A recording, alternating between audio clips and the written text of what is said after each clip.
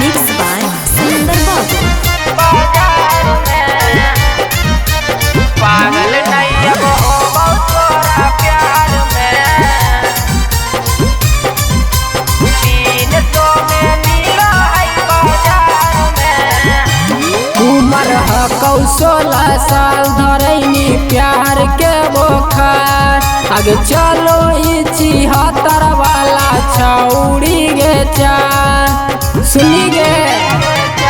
उमर ह 16 साल धरैनी प्यार के बोखार आगे चलो 76 वाला छौड़ी गे चाल।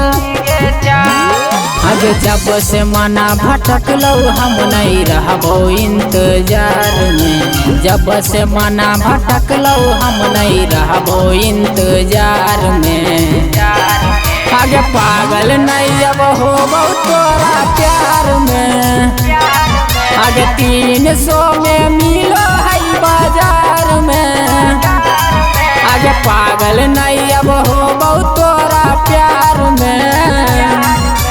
300 में मिलो है बाजार में।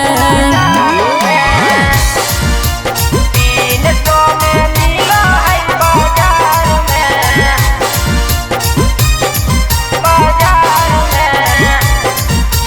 पागल नहीं अब हो बहुत तोरा प्यार में।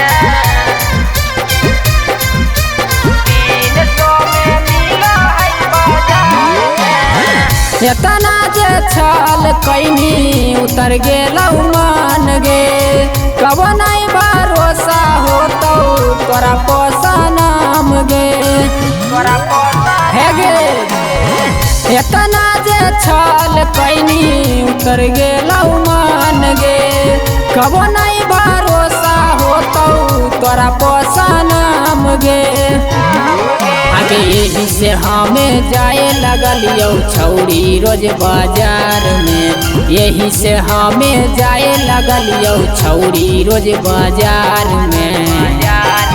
आगे पागल नहीं अब हो बहुत तोरा प्यार में। आगे 300 में मिलो है बाजार में। आगे पागल नहीं अब हो बहुत तोरा प्यार में। आगे 300 में मिलो है बाजार में। 300 में मिला है बाजार में। माँ प्रतिमा रिकॉर्डिंग स्टूडियो शेखपुरा। बाजार में। पागल नहीं अब हो बहुत तोरा प्यार में। 300 में मिला है बाजार में। नीचे ऊपर देखा के मोहले ही मनामा। कब नहीं बनब किरानमा हम तोर सजनमा सुनी गे। नीचे ऊपर देखा के मोहले ही मनामा। कब नहीं बनब कजली हम तोर सजनमा। रोशन रोहिया राजकुमारी अब फंसतौ नहीं तोर जाल में। रोशन रोहिया राजकुमारी अब फंसतौ नहीं तोर जाल में। आगे पागल नहीं अब हो बहुत तोरा प्यार में। आगे 300 में मिलो है बाजार में। आगे पागल नहीं अब हो बहुत तोरा प्यार में। आगे 300 में मिलो है बाजार में। आगे जो